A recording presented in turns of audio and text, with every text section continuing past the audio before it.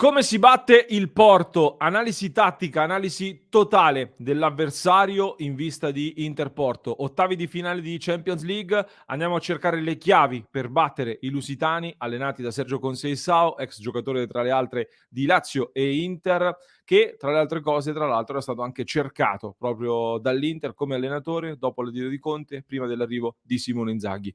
Una sfida molto equilibrata, secondo l'algoritmo che utilizziamo anche noi spesso per fare le nostre previsioni. Il Porto è leggermente più avanti, ha leggermente qualche chance in più di superare il turno rispetto all'Inter, quindi di approdare ai quarti di finale di Champions. Due motivi, secondo me, su tutti danno questo leggero vantaggio al Porto. Numero uno, maggiore abitudine a questi livelli da parte dei portoghesi, che hanno anche una tradizione molto vincente, sicuramente importante. Motivo numero due, il ritorno in casa del Porto al Do Dragao è difficile, è proprio un vero e proprio fortino dove sono quasi imbattibile. Quasi, però. Amiche ed amici passioni interisti, ben ritrovati in questo nuovo episodio di oggi in cui andiamo ad analizzare in maniera approfondita, quasi scientifica, oserei dire, questo incrocio tra Inter e Porto per poterci preparare al meglio, per cercare di capire quindi che tipo di partite saranno, che tipo di incrocio sarà in andata e ritorno tra Inter e Porto e come quindi l'Inter può battere questa squadra. Perché per me può farlo e l'Inter può sicuramente entrare tra le prime 8 di questa competizione. Vi mostrerò la lavagna tattica tra pochissimo con alcune annotazioni, alcune riflessioni che ho fatto io. Ho visionato, ragazzi, davvero ore e ore di video, partite, contenuti, report, analisi, per cui vi chiedo di sostenermi con un bel mi piace a questo episodio di oggi, iscrizione al canale per non perdervi neanche un contenuto. Se volete supportarci maggiormente per questo tipo di contenuti così elaborati, trovate anche il super grazie su YouTube, oppure fate un salto su passioninter.club per sostenere l'interismo di qualità che cerchiamo di portarvi ogni giorno. Adesso però partiamo. Inter-Porto, l'andata si gioca a San Siro, ritorno al Do Dragao il 14 marzo. L'Inter è arrivata a questa sfida da seconda nel gruppo C alle spalle del Bayern Monaco, battendo soprattutto il Barcellona. Il Porto è arrivato primo invece nel gruppo del gruppo B davanti al Club Bruges ed eliminando due squadre importanti, Bayer Leverkusen e Atletico Madrid, tra l'altro con una rimonta clamorosa perché 2 sconfitte nelle prime 2 partite e poi 4 vittorie consecutive fino al primo posto nel girone. In campionato entrambe sono seconde nei rispettivi tornei. L'Inter ormai fuori dalla corsa scudetto, mentre il Porto è a +2 sulla terza in classifica e a -5 dal Benfica, possiamo dire, anche se nel momento in cui sto registrando il Benfica non ha ancora giocato l'ultima partita di campionato, ma potrebbe riportarsi a +5 sulla seconda. Comunque, le prime 3 in campionato in Portogallo stanno facendo un campionato a parte. Il Porto, in particolare, all'inizio è stato un po' altalenante, devo dire, anche a livello di risultati, arrivava da un'altra estate di cambiamenti importanti sul mercato, poi però ha mantenuto comunque la sua mentalità, la sua identità, soprattutto dopo l'assestamento iniziale, da ottobre in poi non ha più perso, ha praticamente quasi sempre vinto in ogni competizione. Questo ovviamente secondo me genera tanta convinzione nella squadra che tra le altre cose ha anche dei precedenti importanti contro le squadre italiane, ha un certo feeling con le squadre italiane perché ha avuto la meglio su Roma, Juventus e Milan nelle precedenti Champions League, ha avuto la meglio anche sulla Lazio nella scorsa Europa League, quindi attenzione anche a questo dato storico. In vista delle prime 2 sfide con l'Inter, secondo me il Porto sta facendo tantissima pretattica, ne abbiamo parlato anche nella scorsa live. Contro il Rio Ave nell'ultima partita di campionato c'erano tanti giocatori fuori, è vero, anche sui quotidiani leggo una lista di giocatori indisponibili veramente lunghissima. Sembra quindi che il Porto sia in grandissima emergenza. In realtà alla fine mi sono un po' informato, probabilmente recupereranno quasi tutti almeno i titolari, almeno i giocatori più importanti. Il grosso dubbio, quello maggiore, è attorno ad Otavio, che è rientrato in queste ore in Portogallo dopo alcune settimane di lavoro con uno specialista in Brasile, un infortunio che aveva avuto negli ultimissimi giorni di gennaio. È stato in Brasile con uno specialista e stanno facendo davvero di tutto per riaverlo.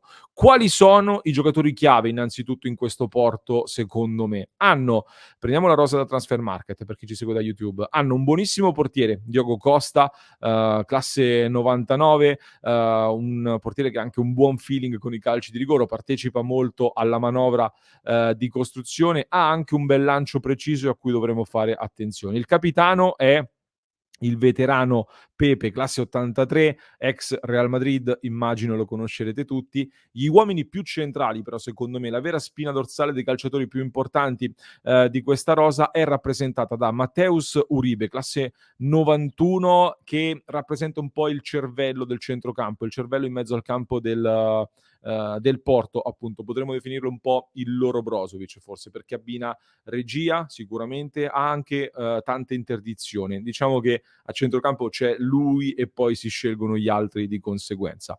A me personalmente fa una buona impressione Galeno, classe 97, esterno offensivo, un'ala sulla fascia sinistra, di piede destro, è una bella freccia molto insidiosa, ha numeri praticamente da attaccante. C'è poi ovviamente Taremi, che è il centravanti iraniano, classe 92, che sta facendo una grandissima stagione, è anche il rigorista, capocannoniere del Porto, è l'attaccante che fa girar bene la squadra. Fa per certi versi potremmo definire il lavoro che fa anche Dzeko nell'Inter, anche perché per struttura fisica può un po' ricordarlo, forse è più magro Taremi, un po' più slanciato, anche se sono entrambi molto alti.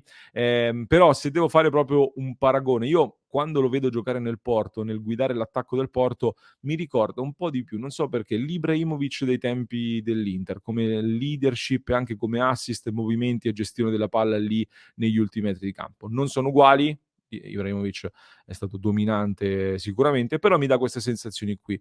Tra le altre cose, Taremi, occhio perché è anche un bel simulatore, si butta spesso in area di rigore, quindi è molto furbo, attenzione anche a questo.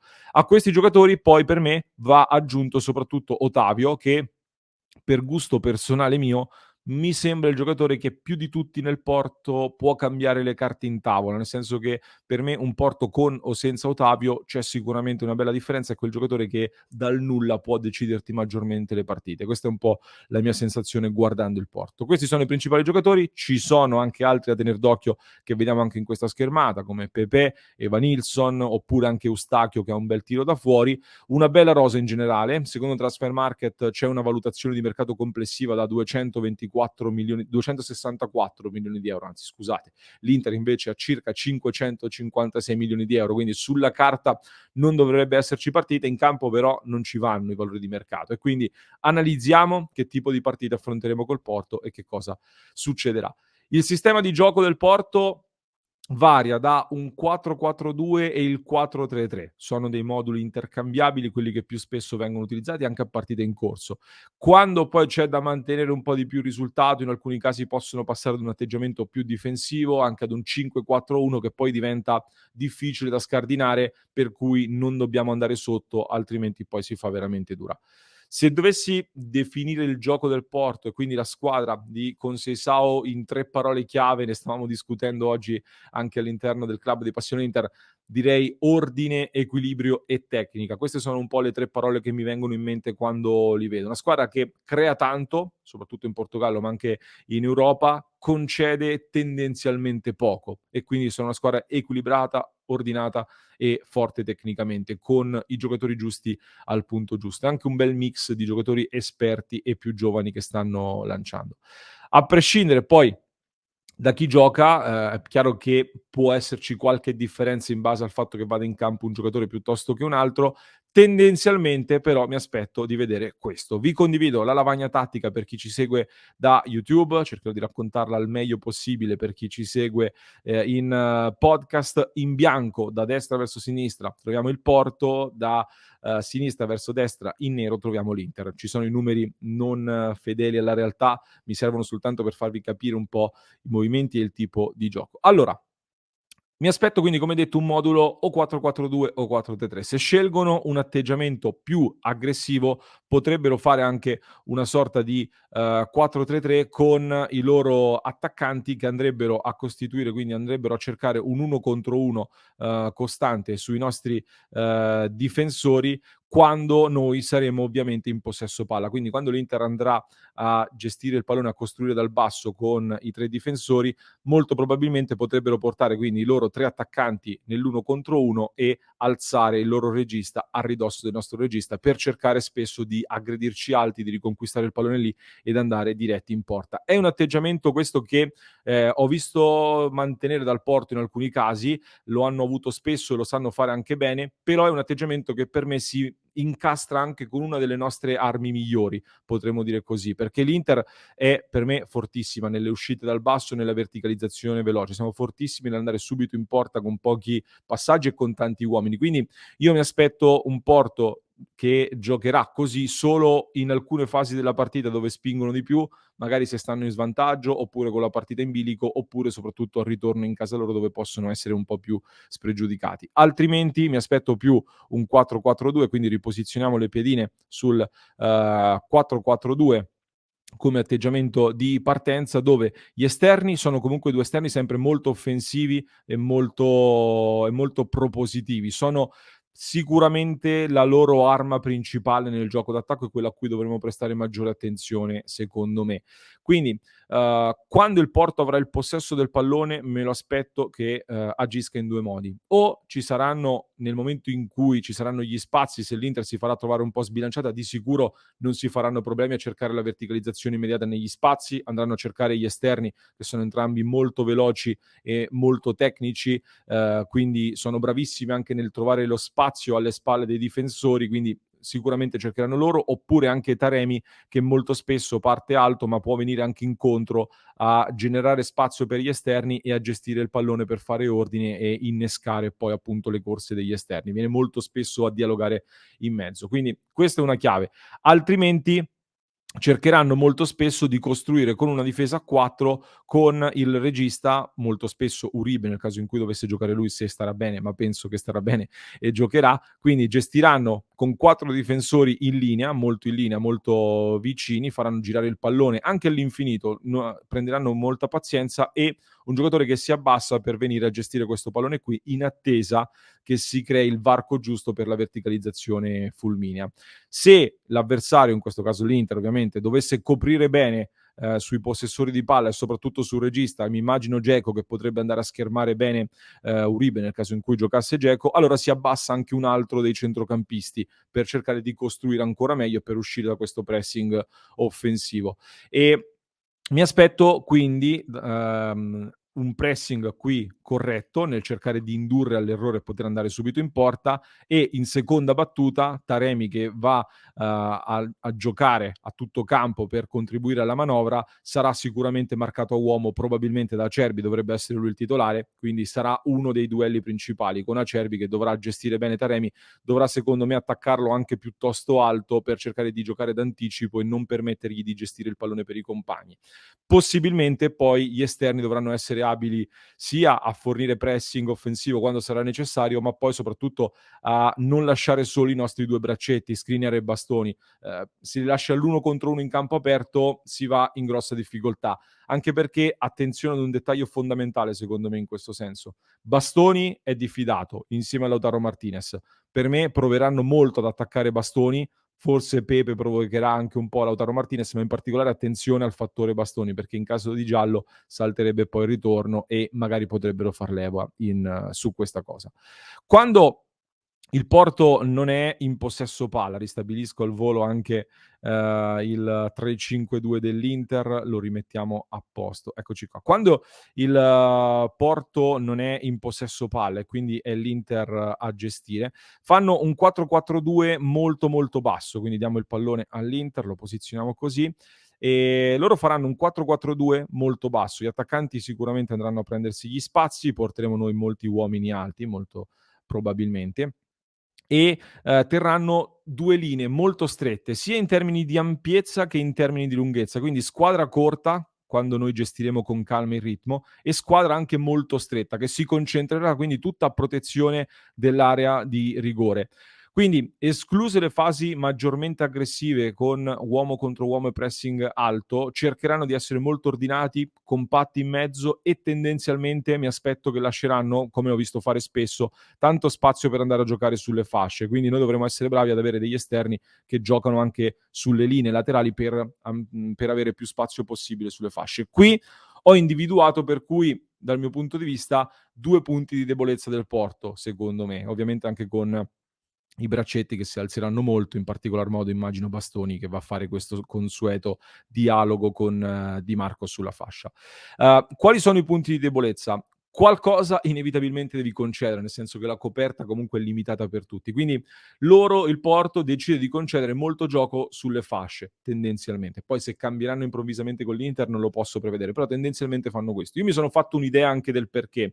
Ehm, Al centro probabilmente giocheranno Marcano e Pepe, 2 giocatori molto esperti, marcatori, fisici, sono ancora buoni difensori, però per me presi centralmente e con un po' di spazio anche alle loro spalle, comunque con la possibilità di puntarli a viso aperto, diciamo, quindi faccia a faccia, magari non corpo a corpo nel duello, ma quindi con un po' di campo, secondo me la parte centrale loro 2 sono forse il punto debole principale del Porto. Quindi per non lasciarli isolati, cercheranno di difendere in maniera molto stretta, secondo me, con 2 linee, quindi così. Questo è quello che li vedo fare solitamente. E questo ci concede 2 situazioni. L'Inter, come dicevamo, per me, l'ho detto tante volte, è molto forte nella combinazione mezzala-esterno. Riesce a guadagnare campo quando riesce a trovare delle, giocate anche di prima intenzione. Ne abbiamo viste 3 in particolare nel giro di pochi minuti contro l'Udinese, un esempio, recente. Quindi la combinazione mezzala-esterno per guadagnare campo e, generare poi l'1 contro 1 con l'esterno che può andare al cross o può anche accentrarsi e provare il tiro con il piede debole. A destra, poi, soprattutto se gioca Lukaku, funziona molto bene il triangolo Barella, esterno, Lukaku per arrivare in area di rigore. Per cui lavorando bene sugli esterni, giocando bene con l'inserimento della mezzala e lo scambio appunto con l'esterno offensivo in posizione, l'esterno di centrocampo in posizione alta, secondo me possiamo andare a creare tanti pericoli, soprattutto se poi saremo bravi a gestire anche il gioco da quinto a quinto con Barella che si aggiunge, Bastoni che sarebbe pronto ad entrare, il centrocampo che si alza e il cross che magari da destra può raggiungere Di Marco a sinistra, oppure da Di Marco a sinistra viceversa arrivare da quest'altra parte. Quindi il gioco da quinto a quinto, muovere la loro difesa il più possibile sarà una delle chiavi importanti. Nelle transizioni veloci poi, se siamo bravi a cambiare campo velocemente e con precisione, possiamo andare in porta. Segnatevi questi indizi perché poi saranno anche indizi sul come io vorrei schierare l'Inter in campo in questa partita.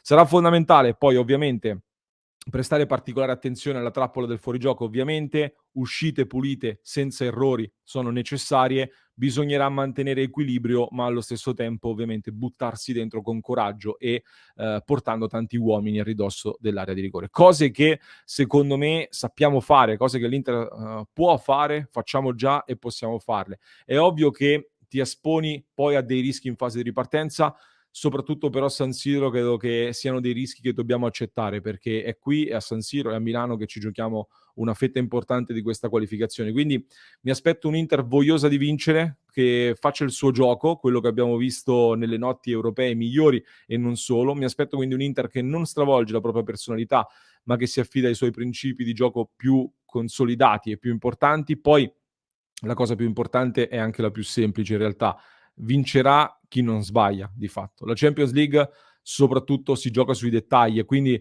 l'Inter batte il Porto se, a differenza di quello che ha fatto in tante delle ultime partite, sarà più precisa in zona gol. Loro dietro sono battibili, ci concederanno qualcosa, noi dobbiamo essere bravi a capitalizzare queste occasioni e dietro dobbiamo essere equilibrati nel concedere ma non subire. Alla luce di tutto questo, io per la gara di San Siro credo che servano piedi e cervello veloce in mezzo, anche con una visione di grande respiro, e serviranno giocatori che sono in palla soprattutto. Se Brozovic non è ancora al meglio, andrei personalmente su Çalhanoğlu centrale e Mkhitaryan, con il rischio di concedere qualcosa di più dal punto di vista difensivo, ma con giocatori che sanno trattare bene il pallone e che sanno giocare rispetto a Brozovic un pochino in più. Detto che Brozovic per me rimane molto sottovalutato, lo ripeto all'infinito, però alla sventagliata in campo aperto e alla giocata di prima, soprattutto Çalhanoğlu lo vedo più portato e anche con più garra da questo punto di vista. A destra poi Barella ovviamente lo confermo, Darmian è difficile da toglierlo, soprattutto perché ti garantisce una buona copertura e non possiamo rischiare troppo gli uno contro uno secondo me, però probabilmente Dumfries, se è in serata e con l'Udinese secondo me ha fatto tante cose bene, potrebbe essere determinante per sfruttarlo in campo aperto, per sfruttarlo poi anche con la sua fisicità, perché possiamo metterli sotto anche dal punto di vista fisico in alcuni momenti della gara e non solo. In attacco poi Lautaro è quello da cui mi aspetto le stoccate decisive per vincere la partita. Accanto a lui oggi Dzeko è il titolare e in Champions si trova a suo agio, anche lui ha le armi a disposizione per combinarsi bene con Lautaro, l'intesa quest'anno sicuramente è migliorata. Forse con Dzeko mi aspetto un Lautaro ancora più decisivo in finalizzazione, però Lukaku dall'altro lato può essere davvero un'arma devastante e magari potrebbe essere anche la sera che lo sblocca definitivamente in vista del finale di stagione. Qui dipenderà molto dalle valutazioni che sta facendo Inzaghi proprio in queste ore su Lukaku, come li ha visti entrambi, come li ha visti in vista di questa sfida. Per caratteristiche entrambi a modo loro possono essere molto utili. Fatemi sapere voi nei commenti chi vorreste vedere in attacco al fianco di Lautaro Martinez, fatemi sapere quali sarebbero le vostre scelte di formazione. Spero che abbiate apprezzato questa mia presentazione sulla partita andando molto a fondo nell'analisi e ci ho messo impegno, quindi vi ricordo di supportarci in ogni modo, di continuare a condividere il nostro canale, mi piace, iscrizione, super chat, quello che volete, sosteneteci, mi raccomando in tantissimi. Vi aspetto poi nel club di Passione Inter su www.passioneinter.club e vi lascio poi in descrizione per chi ci ascolta in podcast un altro approfondimento da non perdere, mi raccomando, e per chi ci segue da YouTube, mi raccomando, cliccate qui.